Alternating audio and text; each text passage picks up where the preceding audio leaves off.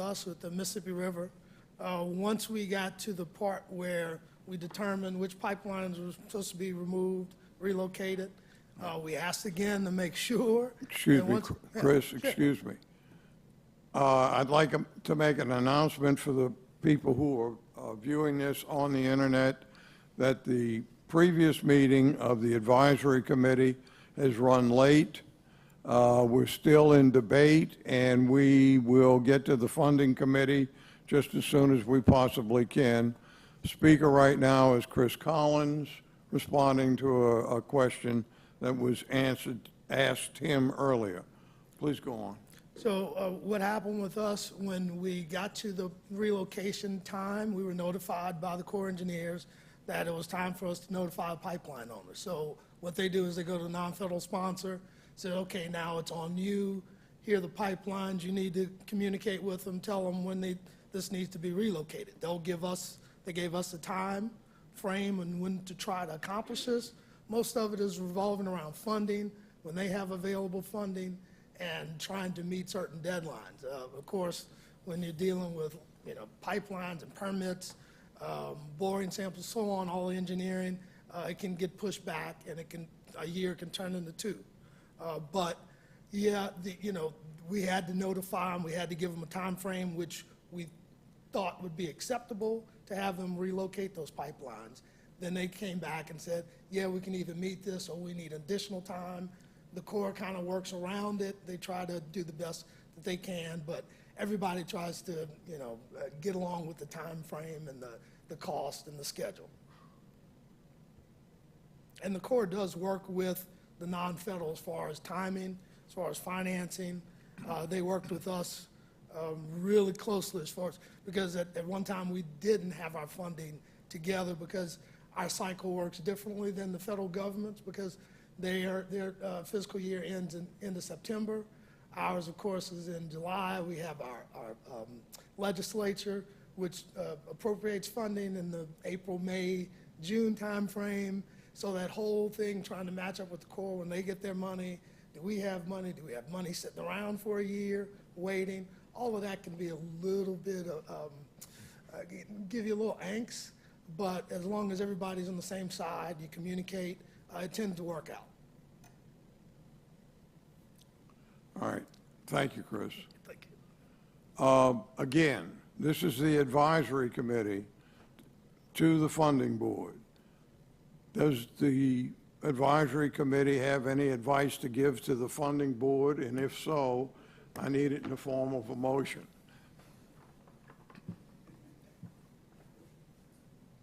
I so move. No, what do you move? You don't get away with that, Captain Palmer. All right.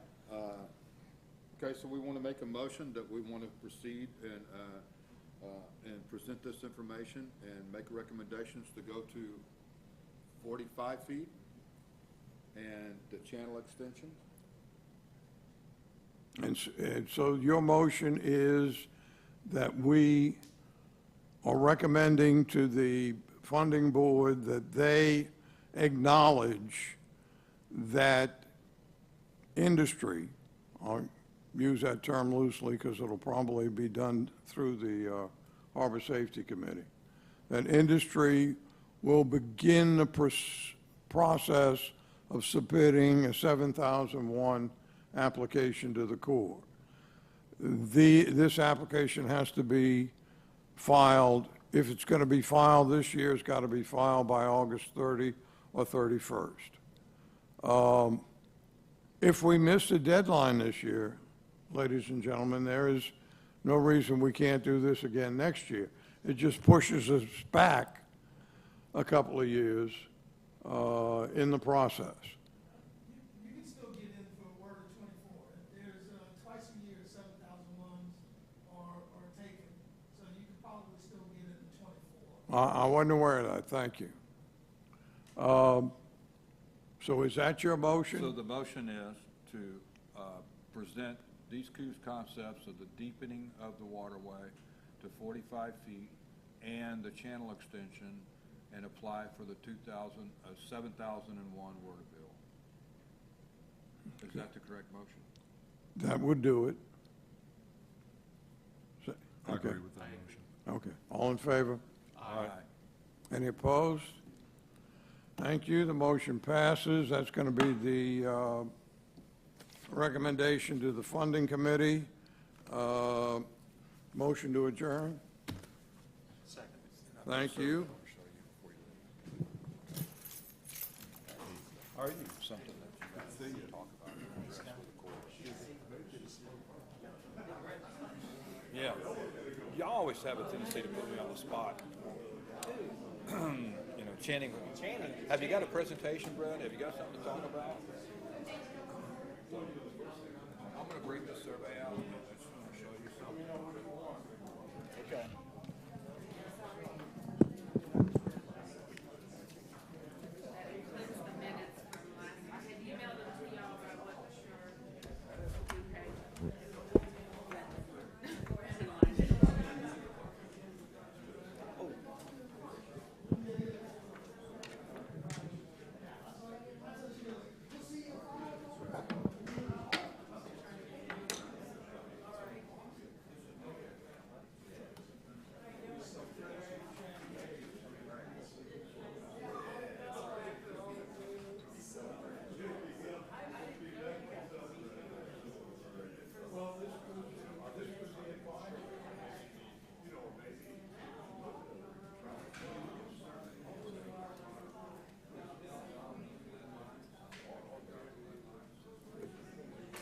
Steve, how you doing?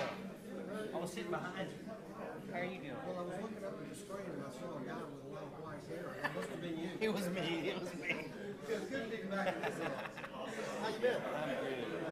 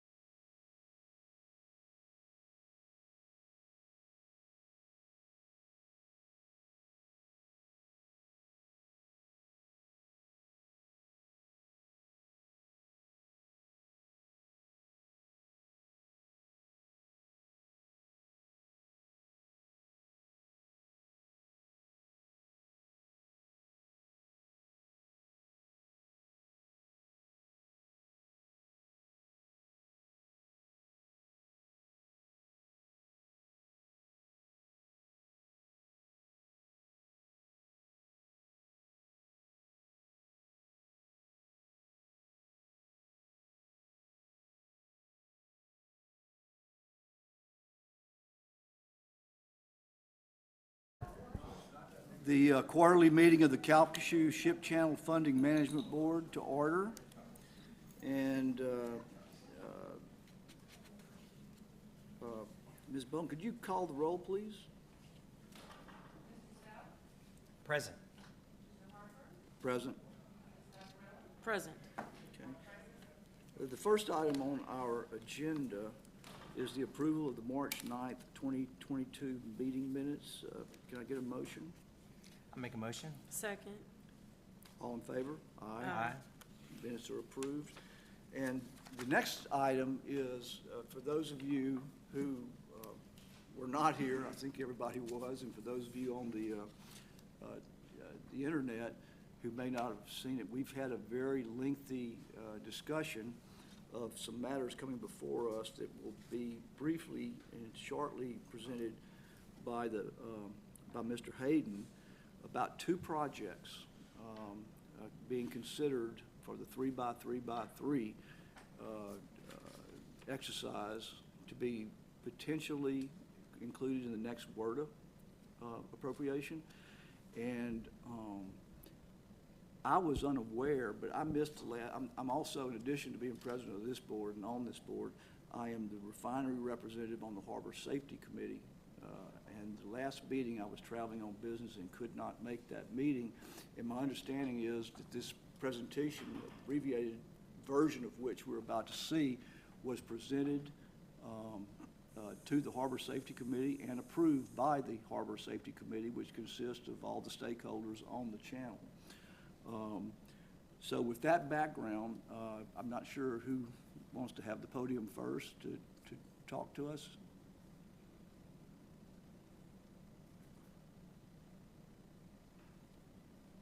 The board recognizes Mr. Channing Hayden, Director of Navigation for the Lake Charles Harbor and Terminal District. Thank you, Mr. Chairman.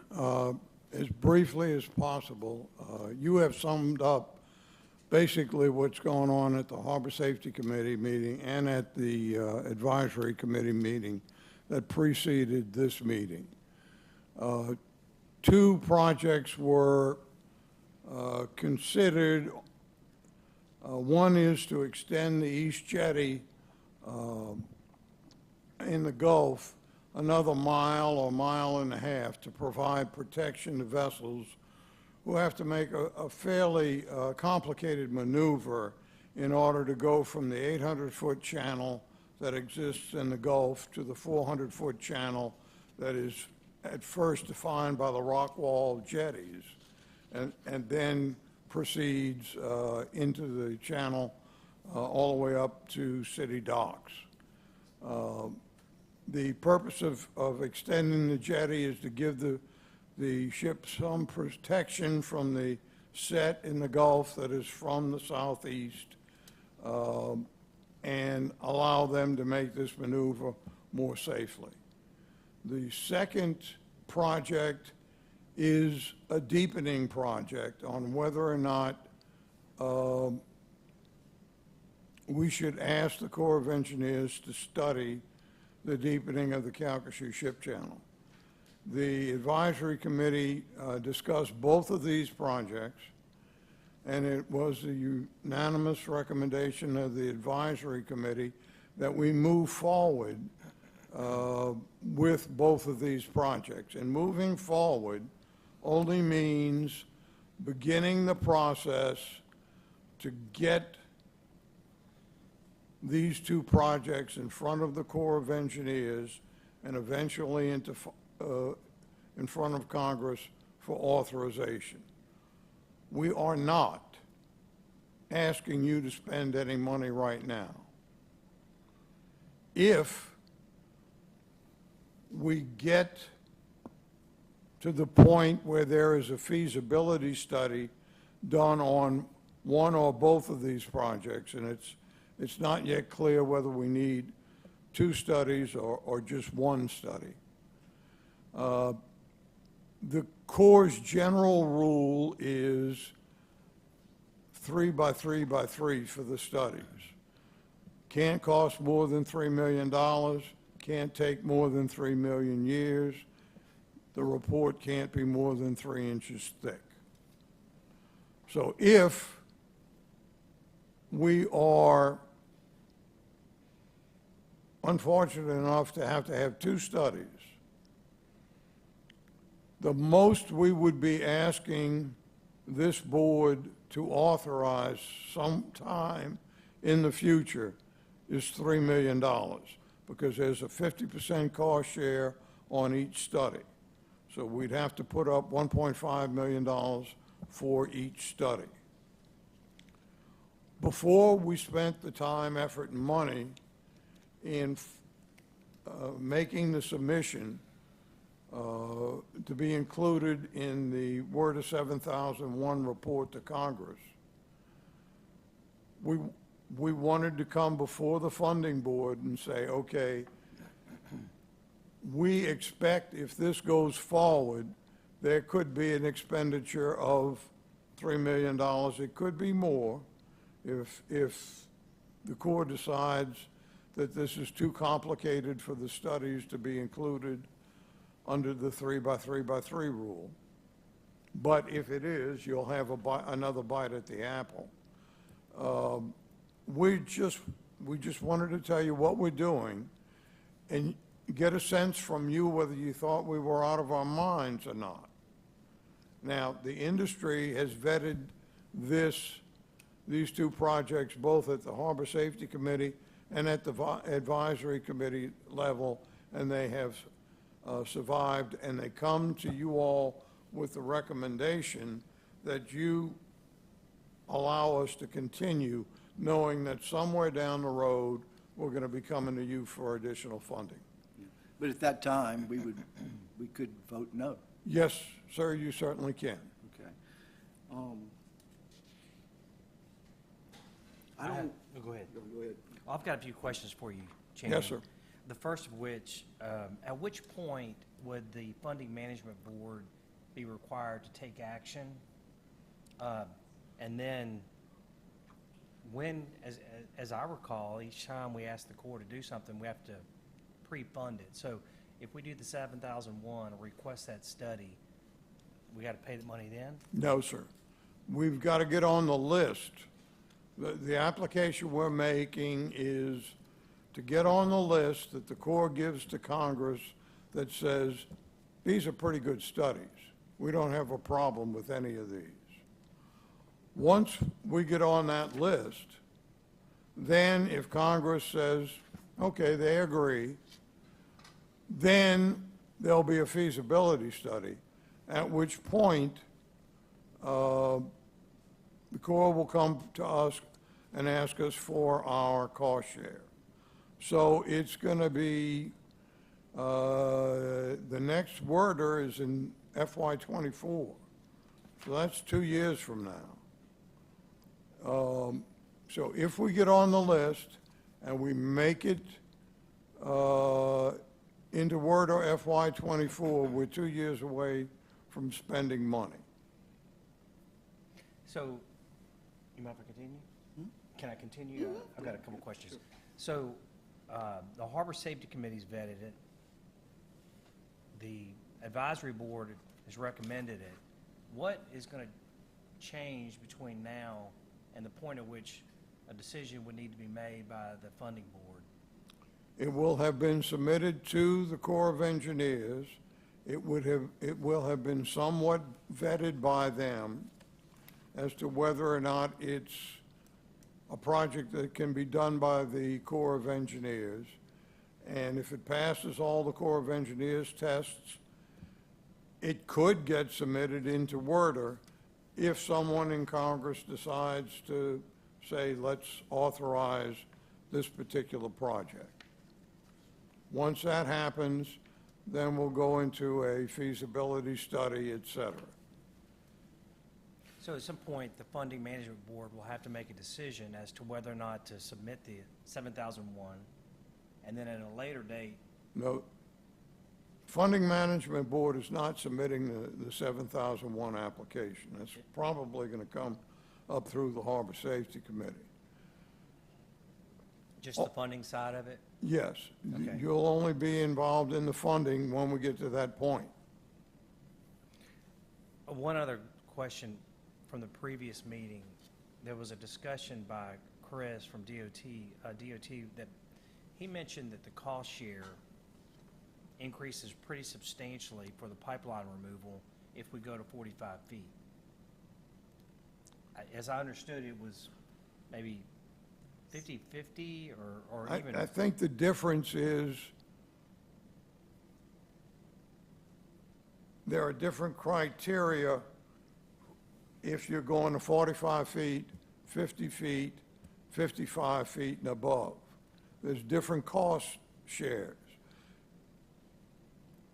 As we are only going to ask up to 45 feet. We're going to seek authorization for 45 feet, knowing that if we build this, we're probably only going to build deepen the channel by 2 feet. We will be under the higher cost burdens. We will not face the higher cost burdens. Chris explained to me before the meeting that the state requires anybody who put a pipeline in to acknowledge that they have to remove it if the channel needs to be deepened. I don't know if that's going to apply to all pipelines on the Calcasieu. Corps has identified 48 pipelines on the inside reach of the channel and 10 pipelines in the Gulf. Have no idea when they were put in, who was grandfathered, et cetera. In the 15 years I've been here, we have tried to make sure that all pipelines that were put under the channel were buried at least about 60 feet. Some of them have gone much deeper. I've seen people bury their pipeline 90 feet. So I don't know exactly how many have to be moved, how many have been grandfathered, how many have been covered under the state requirements that they move the pipeline. All of that will come out during the feasibility study. Did you have a No, I was going to say, I think you clarified relocate. You initially said remove, but then you later said move. But I think relocate, and some are abandoned. That was the last thing I piped in. Yes, ma'am. If it's an abandoned pipeline, it will just be removed. It will not be relocated. So hypothetically, using the Corps' $1.5 billion number, Billion. billion dollar number, to relocate or remove, that would be picked up by industry, not industry, but the pipeline companies. I can't answer that without further research. Yeah, I'm not sure. Okay. I mean, a lot of times if it's an easement, the easement will provide the terms, and it could be a permit issue with DNR, I don't know. In some cases, the person who laid the pipeline, who got the original permit, may not be in business anymore. That's right. I don't know how to handle that at this point. That's right. So I can't really answer your question. These are order of magnitude numbers. We talked between $200 and $400 million on the East Jetty. We talked $2 billion on the deepening to 42 feet, which included the pipeline removal and/or relocation, dredging, and not a lot of information on where we would put the additional material that's dredged. So that's a cost that's still unknown. So remind me, Channing, on the other $500 million estimate for the deepening, is it a 50-50 cost share? No, sir. That's 100% federal, as I understand it. Okay. Other than the cost to provide the sites? Disposal sites and to remove the pipeline, which may have been covered by the state in the way they issued their permit. Okay. Okay. Well, so Channing, the way I understand this, there's really nothing for us to do here. No, sir, unless it's the sense of your board that this is something that we should not even investigate. It will save a lot of people a lot of work. But if you think it's a reasonable thing to proceed with, then we'll try and get it in by August 31st. And then come to us whenever we know and we have a number and. Yes, sir. I mean, personally, I sat through the first discussion and the very lengthy and detailed presentations, and it makes sense to me. There's nothing going through my mind saying, no, you're crazy. How do you guys feel about it? No, I would agree. I agree, Charlie. I mean, so we're not going to just go, what do you mean when you come to us? If you come to us with a number, we will, You may say I'm crazy at that point. I'm sorry? You may say I'm crazy at that point. Yeah. We reserve. Depends on what the we'll number is. reserve the right, that right. So, let's see. Michelle, do you have a financial report? Thank you, Mr. Chairman. Oh, I'm sorry, Channing. Thank you. We have one. Cameron Landry is the Director of Finance here at the Port of Lake Charles. Yeah.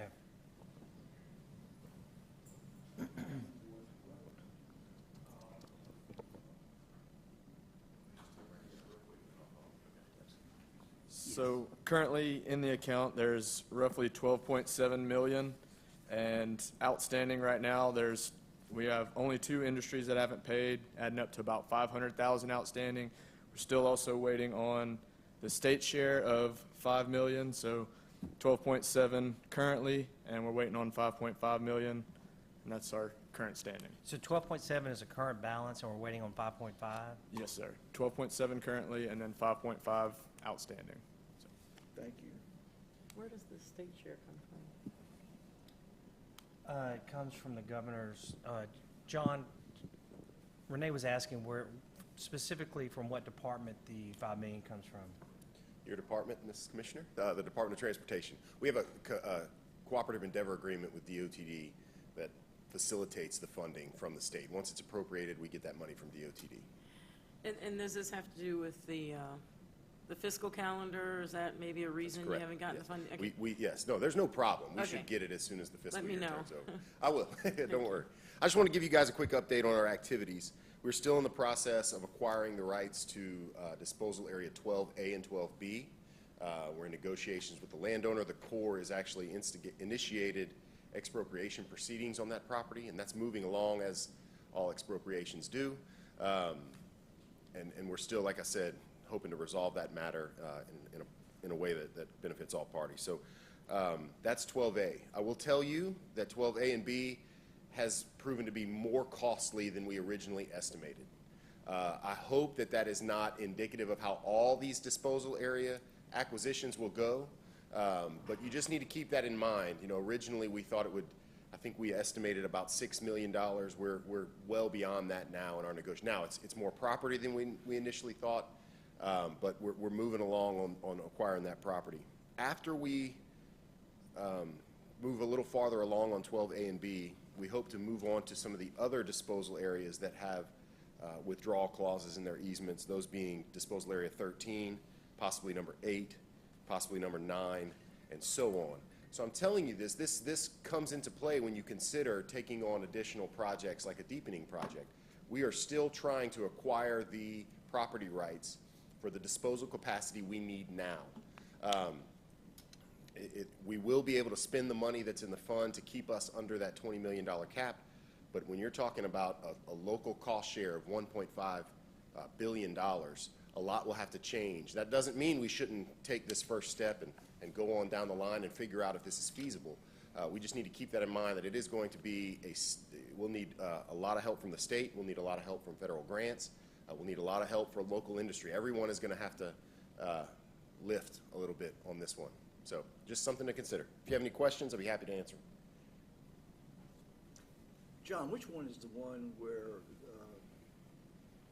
actually, never mind. I'll talk to you later. Okay, sure. Thank you. Okay. Does anybody have anything else that needs to come before the board? If not, may I get a motion to adjourn? So moved? Second? All in favor? Aye. Aye. Thank you all for your participation.